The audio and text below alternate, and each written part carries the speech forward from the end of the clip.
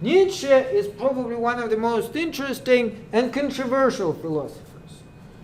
You have to be careful with him, because some of his ideas can be easily misinterpreted and interpreted very badly. One famous example is actually the Nazis loved Nietzsche.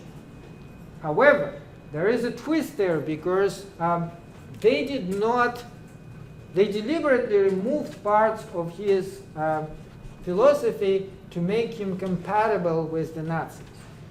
And if you take his philosophy overall, it is actually very anti-Nazi. One part which Nietzsche had, he is very contemptful of nationalism. He hated nationalism. And obviously Nazis is, the nationalism on a pedestal. Nationalism was the whole thing for them. Like the German Nazis thought the German race is the super race, the most advanced, and every other race is inferior. Nietzsche thought that was absolutely idiotic. Of course, he could not argue with this because he died long before the Nazis. But his sister lived long enough. She lived up until 1935. She even met Hitler. And she was very pleased that Hitler liked Nietzsche and he accepted his philosophy. And she was behind some of the editing of his book, which she deliberately did to remove this part. And another part which she removed, he was actually very pro-Jewish, which Nazis hated the Jews. But he many times said that the anti-Semitism is horrible, and he thought it was disgusting. And that's another part which Nazis kind of like, let's not see. But overall, his philosophy does seem like it can appeal to that. Nonetheless, he himself was not a Nazi at all, and don't think that he was really compatible with Nazis. But he was very pessimistic in the sense that he thought horrible things are coming up. He thought that 19th century overall was very optimistic. They actually thought, believe it or not, shortly before World War I, they thought the wars are finished forever. They thought there's never going to be another war. Why? Today you may ask yourself, what's the reason? Well, believe it or not, the way people in Europe fought back then is that weapons they developed are so horrible that no country will ever use them.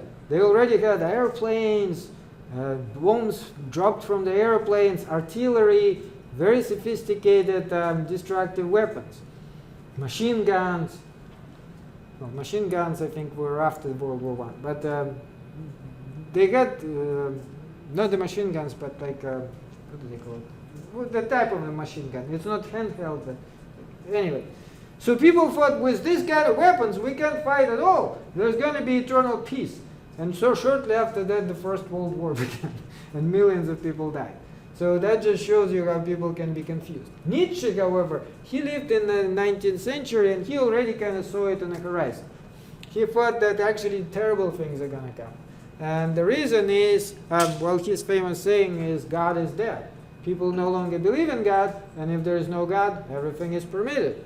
So he thought that we have to learn to live with atheism. He himself was an atheist. He did not believe in God, but he thought that in order for you to live like that, you really have to rethink everything and look at it from a totally different point of view. A little bit of his biography. Before his biography, one of the best thing, I guess, about Nietzsche, he was really you may say, the best critical thinker there is. He was criticizing everything. The reading was from his book Twilight of the Idols. And it actually starts with him saying that there's a couple of quotes here. The real philosophers are the surgeons who apply the scalpel of their thoughts to the very chest of the very virtues of their time, to understand and exercise the pathological conditions that plague us. His hammer functions like a turning fork that taps the idols of our culture and tests them, and to show that they are hollow, that there is nothing inside of them. And he even says, this is the quote, that requires the hardness of the hammer, the joy of destruction. So Twilight of the Idols is one of his last books, and in this book he kind of really attacks all the idols society has. He had absolutely, you may say, no subject which he could not attack. Okay, so now a little bit of his biography. He was born in 1844, so he is the youngest of all the philosophers we've seen so far, way younger than Marx, way younger than Kierkegaard. Kierkegaard actually died a few years later, a few years after Nietzsche was born.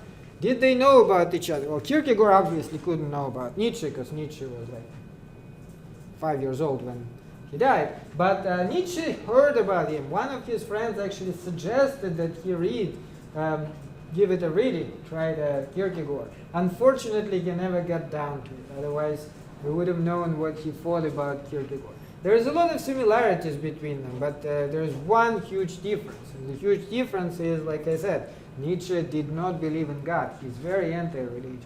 So in that sense, they are as opposite as they can be. Well, he was a brilliant student. First, he went to Sforza, which is a private school, then universities of Bonn and Leipzig, and he was amazingly good. He was, in fact, so good that when he was only 25 years old, his professor recommended him as a professor of philology. He wrote such a recommendation letter that his professor was one of the most famous philologists in the entire Germany. And you should read his letter. Like that basically is the dream recommendation any student can ever expect. It goes kind of like this. I think that this is the most brilliant student I've ever had. He will do great things. I'm absolutely certain of that. So of course, when he wrote a letter like this, the university, what was it, the University of Basel, University of Basel, okay, let's hire him then. They hired him, I think, before he even got his PhD. They hired him, he became professor there. He was only professor for a few years, really, and then he resigned. But nonetheless, at 25, that is quite amazing. He unfortunately got ill very early, and as far as we now know, even though it was never properly diagnosed, it was probably syphilis. Syphilis back in the 19th century was a death sentence. Today it is treated with antibiotics, but they got no antibiotics. And if you don't have any antibiotics, it's a bacterial infection. It would eat you alive. And that's probably what happened to him, because it develops over many years. It's not very quick, but it slowly destroys your body. And that is most likely what happened to him. This is the young Nietzsche. We already have a picture of him. Not many of them we have had pictures of. This is age 13, a little intense looking. This is how he looked. So he's called a brilliant madman. Why? Well, he was indeed a little crazy. You have to give him that. And he was constantly tortured by these constant headaches. He felt exhausted. And that's one of the reasons he resigned from his position as a professor. They gave him like a retirement type of stipend, and he was able to live on it, although very frugally, because it wasn't a lot of money, but it was enough. And he lived for a few years, kept on moving around, tried to find a better climate. So during these years, between 1872 and 1888, he wrote all of his famous works. He actually managed to do it in a fairly short period of time. This is him at age 25 when he became a professor of philology. So even though philology, do you guys know what philology is? It's not the same as philosophy. Philology studies language. He was expert in ancient Greek. And he read all those philosophers which we studied at the beginning of the class in original. and his first work was on that. So he was not a philosopher by education, he was a philologist, but as a philologist and as an expert in ancient Greek, he of course was, first of all, familiar with all this philosophy, and even more so than many others, because he could read it in the original, not translation. Okay, final year. So in January 1889, he was still, 45 years old? Not even 45, I think 44. He collapsed on the street all of a sudden when he protested the owner of the horse beating the horse, and became completely insane. At that point, he totally lost his mind. After that, he still lived for another 10 years, but he was in the care of his mother and his sister, and he was literally a vegetable at that point. He could not communicate with people. He was just sitting there looking insane. Ironically enough, this is when he became famous. Prior to his madness, he was not famous. Then his books picked up. People were traveling to see him. And imagine that, they come to see famous Nietzsche. He's just sitting there like a vegetable, does not understand what's going on. Well, that's of course the sad part, but nonetheless. And then finally in 1900, just as 20th century rolled in, he died. His sister, like I said, outlived him. She was just a little bit younger. She's a couple of years younger. She was born in 1846, I think. And she lived all the way to 1935, almost 90 years. So she met Hitler. She was very pleased with Hitler, liking his philosophy. Germans, if you don't know, the Nazis came to power in 1933. That's when Hitler came to power. So it's a couple of years before she died. Hitler opened a museum of Nietzsche, the Nietzsche bust in his room, and was very happy about it. Anyway, so now let's talk about his philosophy. So, like I said, the first thing, he was questioning literally everything. He expresses himself in aphorisms. All the books are written like this. If you did the reading, it's like paragraphs. Some of them are just short aphorisms, some of them are a little bit longer, but it's not a long story, right? He picks one subject and he writes a little bit about it, then moves on to another subject. But he uses his language very, very skillfully. In fact, with Nietzsche, like with many philosophers, it's best to read him in the original German, because his German is absolutely brilliant. It actually is he uses allegory very well, and when it's translated, a lot of it is lost, because you simply cannot translate many of these things in English as well as you can read it in the original German. He thinks the language should be like a flexible foil. You feel it from your arm right down to the toe, the dangerous bliss of the quivering, razor-sharp blade, which is eager to bite, hiss out. So uses the language like the razor blade, right? He cuts you with it. And then what happens when somebody cuts you? You yell, you feel pain. And that's the idea, to wake you up, to actually kind of get you feel his philosophy. Let's talk a little bit about the reading. So hopefully you did it. It is from, like I said, Twilight of the Idols, one of his last works. It was published just a few months before he became insane. What idols is he talking about? And more particularly, what is he talking about at the beginning there? Wasn't he criticizing past philosophers for their ideas of substances? So who is he starting with? Well, he's talking about Socrates. Socrates, yeah, Socrates. And what is he saying about Socrates? Okay, very good. At least you read it, right? So, he attacks Socrates immediately, and one of the things he attacks, among other things, he attacks the way he looked. What is he saying about his looks? You remember? He didn't look Greek.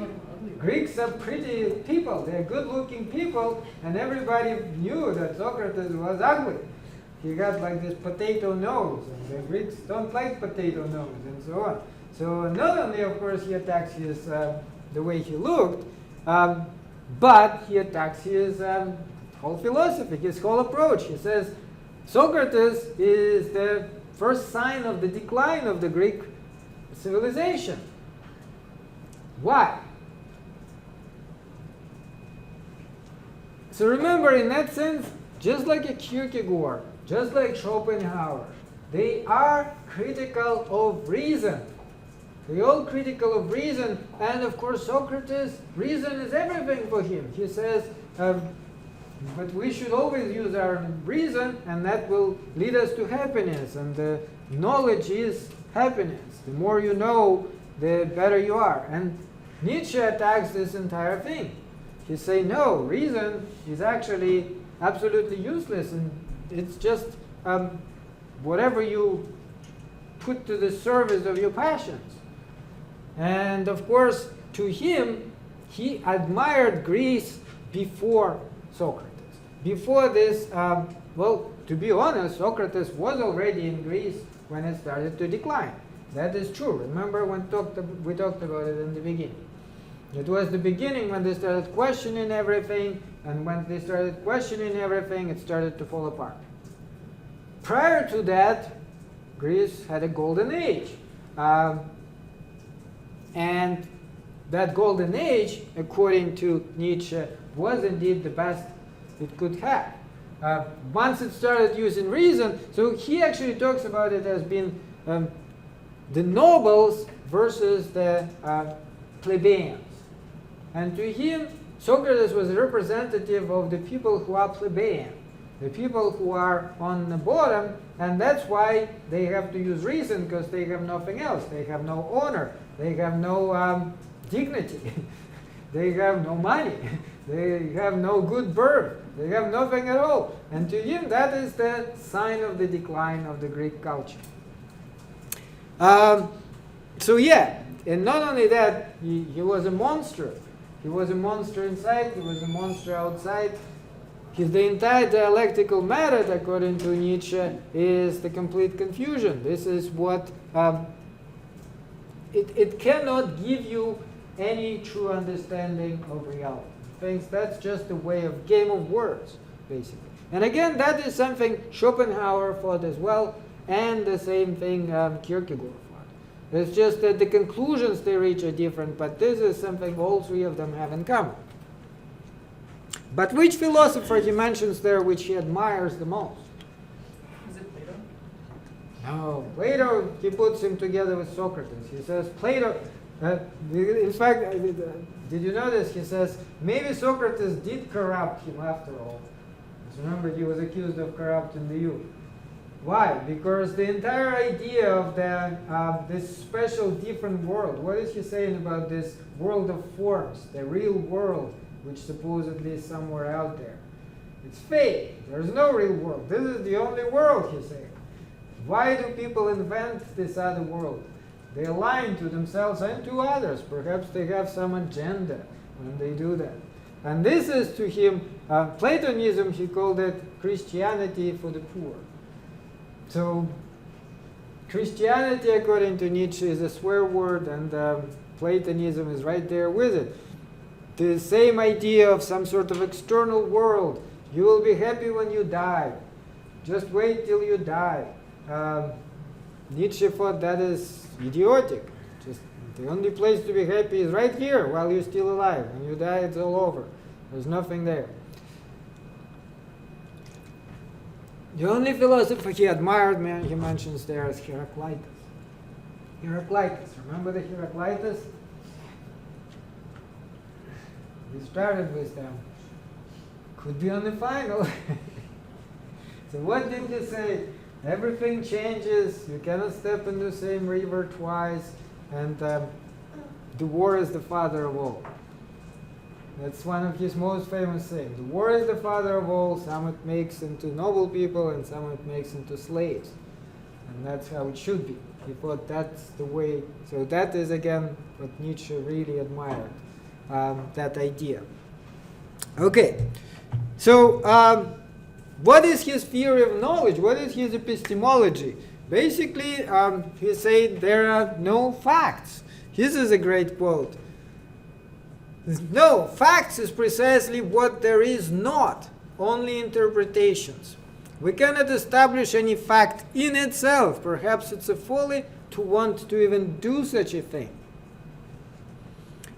We don't have any knowledge, and we can't have any knowledge.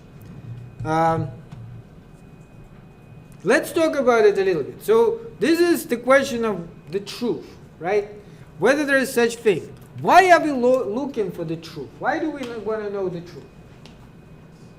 No, but we, you and me. Why you trying to understand the phenomena? I don't think most people care about the phenomena. Okay, how does truth help you understand about yourself? What exactly is the truth? Right? We've been dealing with it the entire class. Let's try to summarize it a little bit. One of the things, actually we cover it in 1 and 2. We didn't talk about it very much here. What can be true, what cannot be true? There are facts, right? We did mention it when we talked about humans. There are facts, and there are values. What's the difference between facts and values? People frequently confuse them. But when you talk about values, you're making value judgments. So you basically classifying things saying they are good or bad. Now, is that a fact that something is good or bad? No. It's a value judgment because it's based on your values. Based on your values, you are saying, I think it is good that, for example, people give money to the poor. Or you say it is bad. People giving money to the poor is a fact. They either do it or they don't. So, for example, if you say Donald Trump gives money to the poor, we can evaluate it because it's a fact, right? We can check. Did he actually give money to the poor or not? And if he did, there will be some record of it. But whether it's a good or a bad thing is a value. So this is traditional distinction in philosophy. Nietzsche, however, actually undermines that. He says, no, facts don't exist. When you talk about the facts, you're still talking about the values. Why? What does he mean here? Why do you bring facts? When you discuss facts, why are you doing that? Do you ever do it for no reason whatsoever? Like, for example, if we are questioning whether Donald Trump gives money to the poor, why would we be doing that? Why do we care? To support your beliefs, like to support your values. Right? You may be already thinking that you want to conclude that he is good or bad, which is based on your value. If the fact doesn't relate to your value, you don't care about it. It's nothing. If you bring up a fact, there's value right there. It's already connected to the fact. So when we talk about the truth, when somebody says this is true, they immediately talk about values. You don't say that if you don't have a value in mind. Like whether it's true that there's 10 students in the classroom next to ours, who cares? I don't care. Do you care? No. But if we start talking about it and we are disagreeing and so on, that means we have certain value involved which makes it important for us. And what Nietzsche is trying to say, there are always values beneath all the facts. There are no facts by themselves. It's a folly to even think that there is such a thing. Yes, there are like tables and rooms and chairs, but once a human being starts talking about it, that human being already has a value involved and certain agenda and certain idea why they are doing that. And it's never value free. Never. It cannot be. So, what does truth mean to any of you? Does it mean anything in particular? There's a pretty good saying, I forgot who said it. There are two types of truth. There is a big truth and there is a little truth. A little truth has an opposition which is a lie. A big truth is the only one opposition, another big truth. Do you see the point here? So when we talk about truth, we usually mean the big truth, and the big truth always has the other big truth. And that's why people never agree about that. Because when people start talking about the truth, they, like I said, they bring up their values. So Nietzsche tried to flesh it out. He tried to basically make us understand it. So that's called perspectivism, right? Radical perspectivism. He says there are no uninterpreted facts or truths. For everything we encounter is seen from one perspective or another perspective. You cannot see something without any perspective. That doesn't make any sense. You see it from your own personal perspective. So that's similar to what Kierkegaard was saying about being subjective, right? So we are all already subjective. It's just you have to understand it and realize it. Not deceive yourself thinking like Socrates that you can find the truth by itself and there is such thing as justice by itself.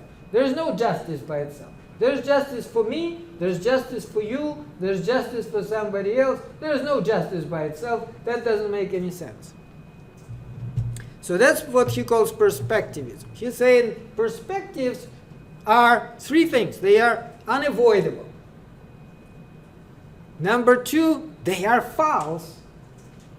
And number three, they are useful.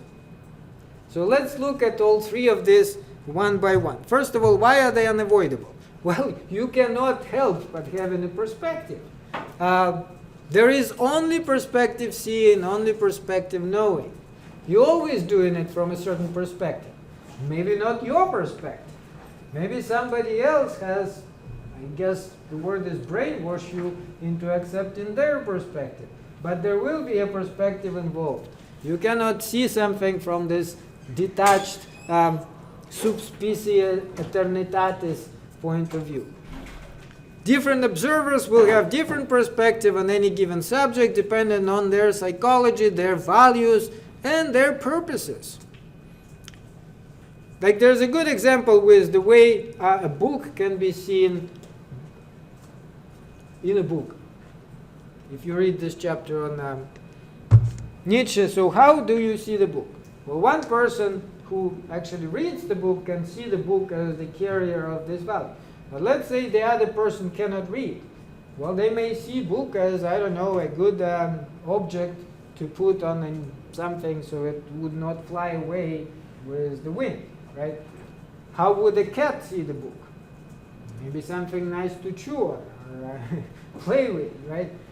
So that's the same book, but this is very different perspectives. So he says there are no facts in themselves, for a sense must be projected into them before they can be facts. The moment you select something as a fact and bringing it up, that's the moment you already connect the value to it. Physics, too, is only an interpretation and exegesis of the world. So even physics, indeed, the physical theories are changing all the time. The physics is a science. It's based on, of course, all this research they are doing.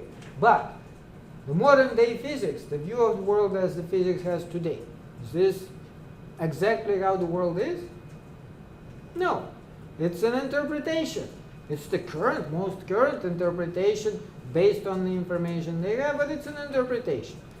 It is very different from the way physicists thought about it a couple of hundred years ago, and I'm sure it's different from the way they'll do it 200 years from now, if they still exist, if they don't kill each other by then. Right? So that also is an interpretation. So perspectives are always false. That's another thing he's saying. Not only they are unavoidable, they are false. False in what sense? Because there is no one true perspective. It's not like somebody can have the true perspective and another person a false perspective. Any perspective is a simplification. We have to remember, for one thing, that we're using language. When we use in language, these words, do they actually represent what they are talking about? We forgot how language formed. But if you go back, what is language? It's basically people are making certain sounds which they want to represent certain things, right? Like when I say table, and then we kind of have an idea of a table.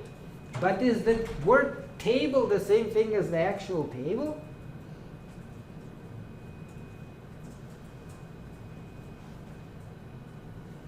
No.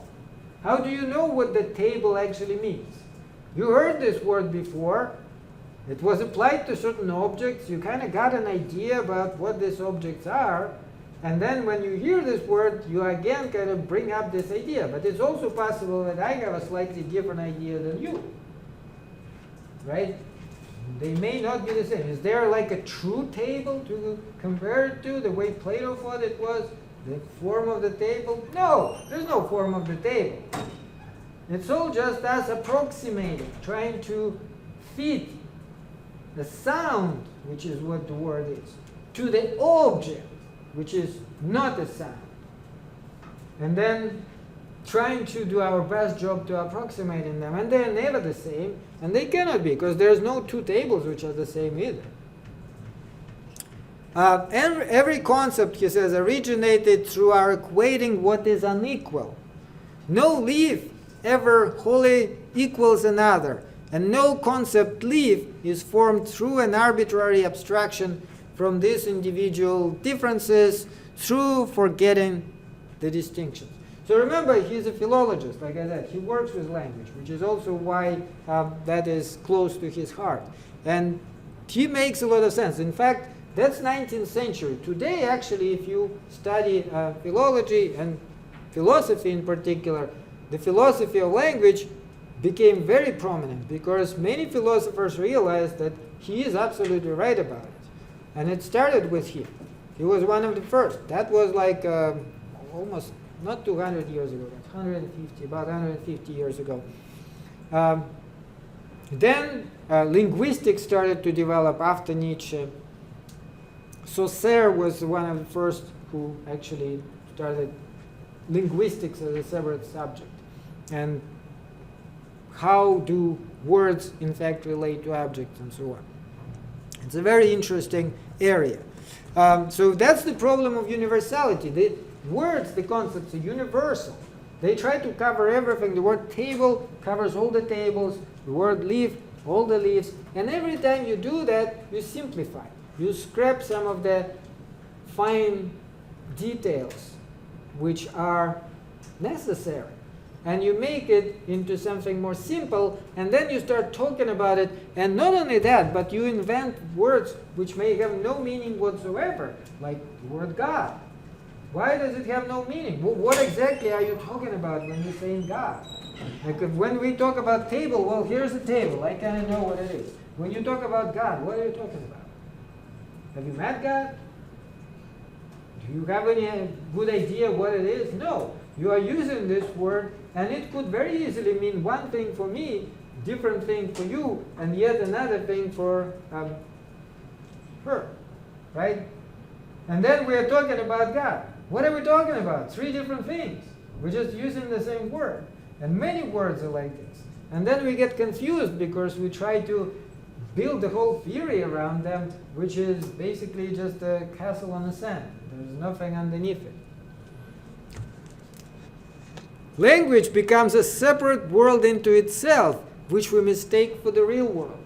And we start living in this world because language then is driving us. We have these phantoms which we created with language, which we think are real things, and these phantoms are driving our life instead of the real things which we are forgetting about.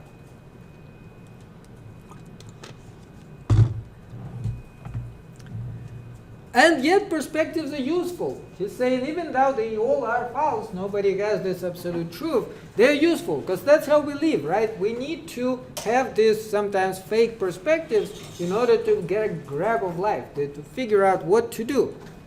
A belief can be a condition of life and nonetheless be false. It is entirely possible. There's an interesting example how, for example, some tribe in Africa or something was not eating certain berries which were poisonous because they thought there's a devil inside the berries. Was there a devil inside the berries? No, but it worked for them, right? Because they are poisonous, so they were not supposed to eat them, and this meat helped them to survive because they were not eating them. So the explanation is, of course, completely crazy, but what is important here is the result. And Nietzsche says that actually All of our explanations are like that. When we talk about, again, physics, physics gives us this ideas of an atom. What is an atom? We're talking about an atom. Is this a real thing? What exactly is an atom? Remember, they actually discovered it. It means undivisible. They discovered that it is perfectly divisible. There's a bunch of stuff inside, the nucleus, the electrons. They discovered that there's a bunch of stuff inside of them, and so on. So what are we talking about here when we say in these words? Are we talking about anything real? Is there even anything out there at all? Well, we don't even know, right? It just helps us in purely practical terms to do certain things. Like they did manage to get the nuclear energy, and it does help us live. But the explanation itself is a myth, in a sense. It's just like those, the tribe with their berries. Similar idea. We thereby create a world which is calculable, simplified, comprehensible. So let's look even about mathematics. What does it mean 2 plus 2? What does it mean? What are we talking about? Who's 2? Where is 2? It's a fiction, right? It's a complete fiction. We invented it because we started counting things and we thought, okay, there are 2 tables and there are 2 chairs. And so if you have 2 tables and 2 chairs, then you have 4 pieces of furniture. But tables and chairs are real. This is not. This is the invention. So he's saying all the mathematics is like that. All those rules of logic, this is all an invention. It helps us get by pretty well. We get computers and because of that. We get all sorts of other things. But we have to remember one thing. This is still an invention. This is a myth. This is something we made up. This is not a real thing. So what then is truth? Well, this is a quote. He says, truth is a kind of error without which a certain species of life could not live. The value of life is the ultimately decisive. Right? Everything is a lie. But there are lies which help us, and there are lies which hurt us. There are lies which help us live and be happy, and there are lies which make us miserable, and we die because of that. So that's what we should look at. What does make us happy? What does make our life better? What supports life? That is what we can call truth, even though it still is a lie. But we have to understand that even though it is a lie, it's a more helpful lie than some other lies. And reason itself, he is very, very dismissive of it. He says it is nothing but a primitive drive. Reason has little to do with the behavior of the human animal. It is just a name we use to disguise the underlying primitive drive that fuels our cognitive life. A drive to overcome, dominate our environment, make personal mark on the world, to create, to express ourselves. We call it reason, but we have to understand, just like Schopenhauer said, that's like this wheel, right? That is what is driving everything. So, in other words, when we say it is reasonable according to reason, and this is not, what we are saying is really that this helps the will. It is in accordance with the will, or it is against it. And will, of course, is the will to life. Because remember that will actually does want us to have children, have next generations, and so on. So he says there's nothing wrong with it. We should embrace it. Because that's great. What's the problem? Why did Schopenhauer think we should suppress it and just sit there and do nothing all our life without committing suicide, but nonetheless like withdraw from it? No, Nietzsche says we should celebrate it. It is fantastic. Truth is the will to power. So that's one of his most interesting ideas. Truth is therefore not something there that might be found or discovered, but something that must be created and gives a name to the process, or rather to a will to overcome that has in itself no end, introducing truth as a processus in infinitum, an active determining, not a becoming conscious of something that is in itself firm and determined. So what he means is, when somebody says this is the truth, they're creating values. And what they want you to do too is agree with them. So when you say yes, it is true, what essentially you are saying, we have the same values. And this is the values we should pursue. So this is what the real meaning of the truth is. But you're saying, but of course it doesn't mean that there are, well, we'll talk more about it next time, there are real values, the way Plato thought them. They're like these values given by God or something. No, Nietzsche says we can change values all the time. There's really no reason. There's no like eternal values. It's just that we have to figure out what is the best for us and set it as our value. But then if we discover that we're wrong and it actually is not the best, then we can find different values. And that's how we should operate in life. Right? We should create values. So also the important point here is that whenever somebody tells you this is the truth, you have to realize this is what they are trying to do. Right? Nobody says it for no reason whatsoever. So be careful about that. When people saying this is the truth and you agree with them, you actually are signing up to their values. And if they are lying to you at this point, then you will regret it eventually. Right? Not because it's not true, but because it's not going to be to your benefit. Again, looking at what is happening right now, it's like based on this theory, it is so clear. I mean, look at Trump supporters. What do they say? No, but seriously. They constantly talk about the truth. Truth social. He calls it truth social. That's where he is posting all this stuff. Why? This is exactly what's going on. Somebody tells you something and you have to agree. Did you see the interview Trump had recently with what is it, ABC? About the tattoos? No? So that guy who got deported to El Salvador, he had a tattoo on his eye. And reporter says, but, Trump says, it says MS-13. It doesn't say MS-13. It has like a cross, I don't remember the exact ones. So basically like on one finger there's like a cross and then there's like a rose. I don't remember exactly what it is. There's a picture where somebody added Photoshop MS-13 as interpretation of that. And Trump says to the reporter, no, it actually says MS-13 on his fingers. And the reporter is like, no, it's interpreted in this way, but let's move on. And Trump is like, no, we don't move on. This is the truth. It says MS-13 over there. Why don't you agree with me? So why is he insisting on that? Because it's not about the truth. It's about the values. If you don't agree with me, you are against my values. Do you understand?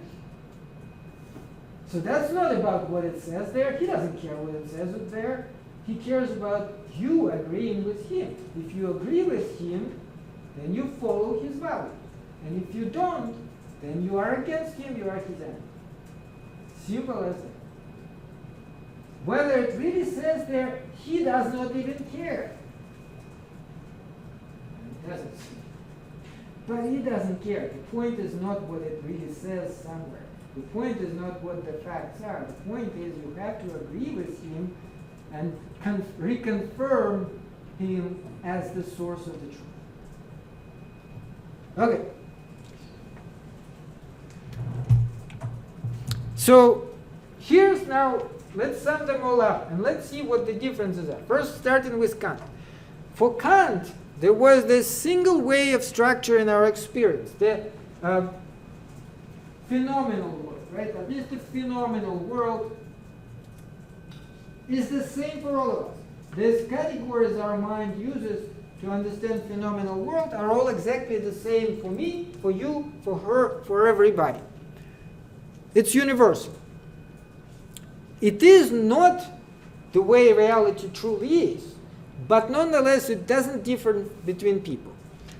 Then when Hegel came in, Hegel's biggest disagreement with Kant is he saying, no, it actually is different. It's the same for people of the same nationality living in the same period of time, but it changes with time. So different countries, different nationalities, different groups of people have different understanding of reality.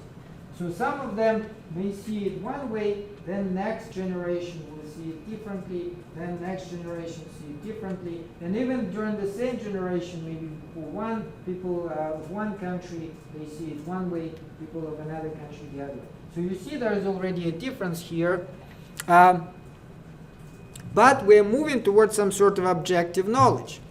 For Kierkegaard, there are multiple ways of seeing reality, but they already are individual. Each one of them has different way of seeing reality. So now, if we think about it in terms of glasses, the way Kant was saying, we all wear the same glasses. The way Hegel was saying, our glasses change with time and with our understanding of reality by our people. Kierkegaard saying, no, each one of us has different glasses. Like literally every person has a different view of reality. And it's not rational, it's based on your experience and on who you are.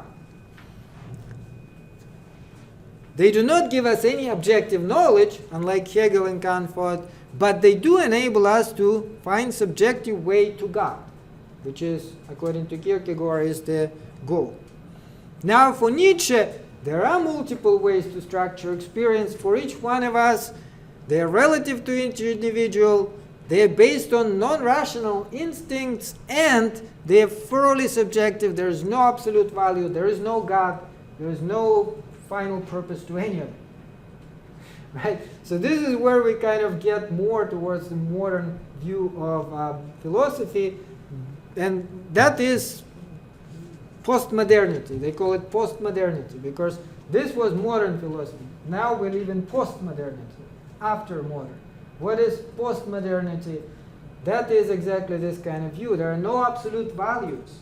There are no absolute universal criteria to judge anything. But of course, there are still better ways and worse ways to do things, because what's the ultimate measure? The man is the measure of all things. Just like they said back in ancient Greece. Remember, Protagoras was saying that. So you are the measure. Are you happy? Are you not happy? That's what's important here. Of course, there's a lot of us, and some of us may be happy over it, others are not, but that's the problem. So why should we accept Nietzsche's point of view? You may say, well, if everything is a perspective, Nietzsche's perspective is just yet another perspective. And he says it himself, he addresses it. He says, suppose this is also just an interpretation, and you will be eager to make this objection. Well, so much the better. This is my way. What's yours? So we all create our values, but some of us are better at it than others. Try to be better at it. Try to create such values that other people will agree with you, rather than you follow somebody else's value. Because that's, according to Nietzsche, that's what the important part is. You have to be one of those people who actually create values, rather than one of the people who give you are given their values and just follow somebody else, and then as a result suffer their entire life. Because again, just like with Marx, he's saying there's no life after death. Because all we have is this life. If you are stupid enough to ruin this life, that's it. That's not gonna be pretty. And then there's nothing there. Nietzsche is thoroughly atheistic, and he does not believe in any gods. He actually attacked Christianity in more ways. We will talk about it next time. So what are the evaluation criteria then? Two criteria he names, and both of them interesting: pragmatic value and aesthetic value. That's how we can evaluate everything. First of all, the pragmatic value, right? From pragmatic point of view, what does it do for me? the falseness of a judgment is for us not necessarily an objection to the judgment. The question is, to what extent is it life-preserving, life-promoting, species-preserving, perhaps even species-cultivating? Is it a good thing or a bad thing? Like if the value is that you should commit suicide, maybe it's not a very good value, right? Because it sounds like that is not a good thing to do. So when you encounter somebody again, like maybe be Trump, telling you this is truth, what should you ask yourself? Well, suppose I do what he wants me to do. Will I then be happy? Is that the way for me to have a better life? That's the question, right? If you think the answer is yes, then you should follow him. But if you think the answer is no, then you should not follow him. And it's not about the facts, it's just again about the values.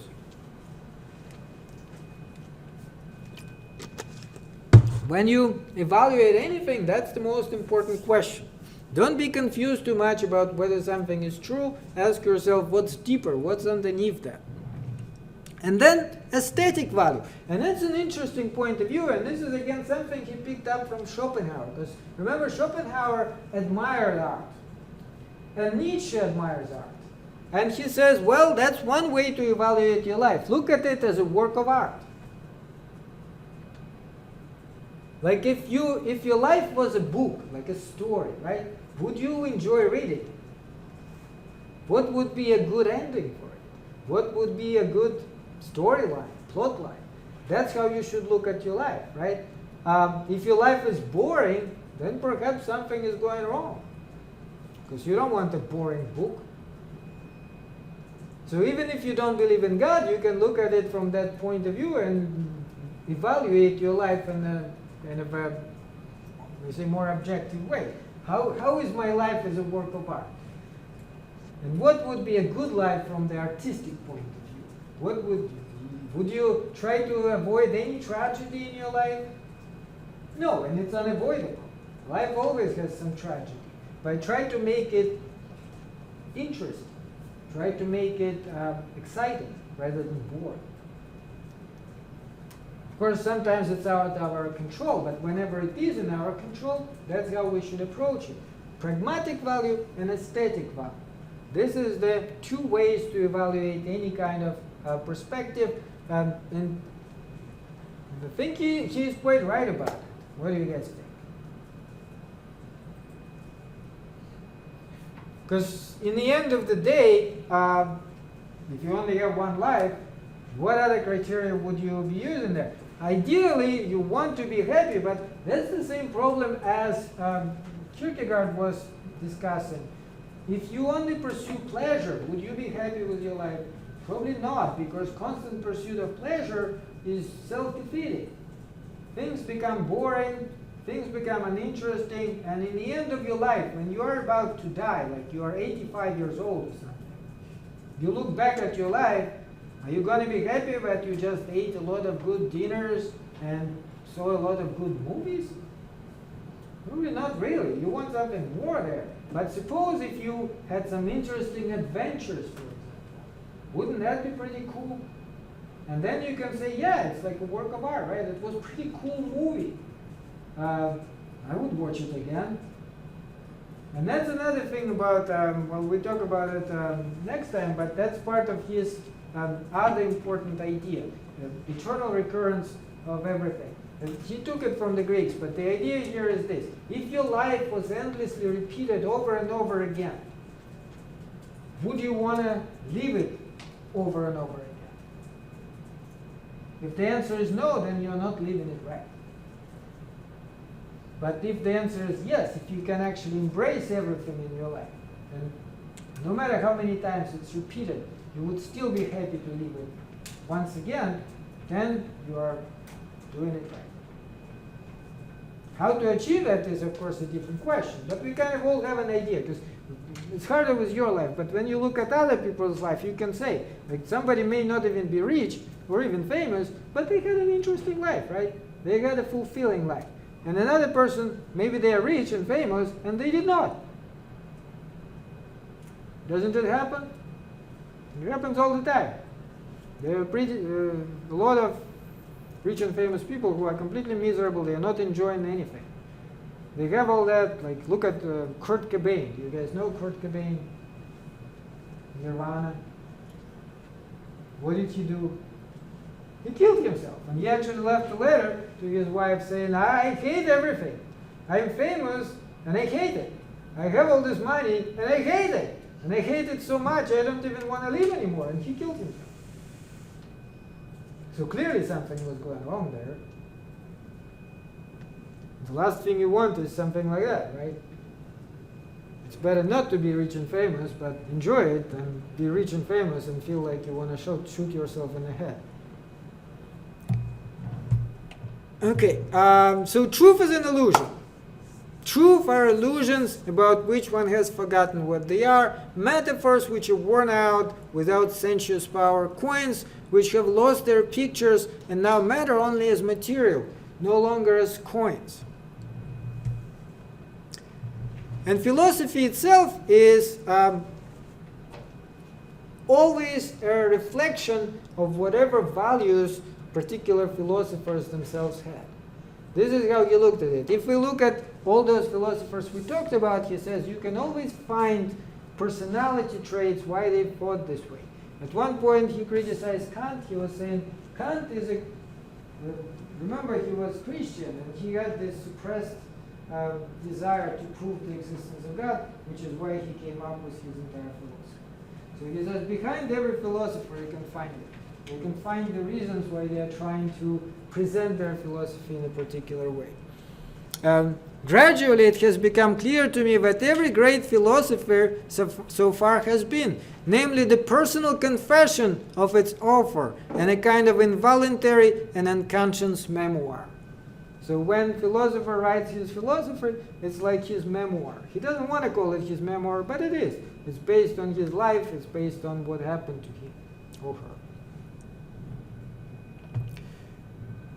But he says that's not how we should approach it. We should look at philosophy as a therapy. Despair is not inevitable, but a choice we make or refuse to make. It all depends on our temperament. And what is needed is a new type of spirit that will let us face this dismal picture and triumph over it. A new species of philosopher is coming up on the horizon. The kind of philosopher who will give us these new values which we desperately need. Because God is dead, we don't believe in God anymore, but we need to have something in life. And that is what Nietzsche himself was trying to do too, right? To people who don't believe in God, where do you turn? Well, he was trying to suggest ways to find value in life and enjoy life despite that. So not to give up like Schopenhauer, but actually, on the contrary, embrace life, love it. Amore fati, love of life. Love of faith. Amore fati, love of faith. Love your faith. What is happening to you, try to love it. Can you love what is happening to you? Even if it is bad. That's the skill we need. Because there are things happening and many of them are bad, but what do? Do you despair? Do you kill yourself? Nietzsche would say, no, you actually fight it. And remember, he himself was feeling horrible. He had these horrible headaches. His life was not very successful. He was not famous while he was alive. He was not admired. His books were barely sold. Like, very few people read it while he was still sane. And when he got insane, then people started reading. But not while he was still sane. So he was tortured, and yet he was trying to find ways to enjoy the whole thing. And he wrote one of his last books, Ecce Homo, just basically a celebration of his life and philosophy. He was saying, I am greatness itself. I am great. I absolutely love myself. So these new thinkers, he said, they should emerge and they should be on the horizon, and they will be the ones who create their own truth and to create their own values. And the idea should be what we should say, let us try it. Let us see how it is. So from this point of view, if you read philosophy, right, the way we did it, it seems like all the philosophers have different ideas. But take a look at it from this point of view. Well, some of them are more interesting than others, right? And that's what is important. Like, nobody has complete truth, not a single philosopher. That's impossible, including Nietzsche himself. But hopefully, at least some of them are more interesting than others, more exciting, and more helpful in terms of like understanding how to live your own life. That's why we go through all of them, when in fact I could have just at the beginning say, well, let's just read Nietzsche, nobody else, we don't need anybody else. Why even bother with anybody else? But I didn't say that because, I mean, for some people maybe Nietzsche is not very interesting. Maybe somebody else is more interesting. And that is your personal choice, right? You should each evaluate it from your own perspective, because our perspectives are all different.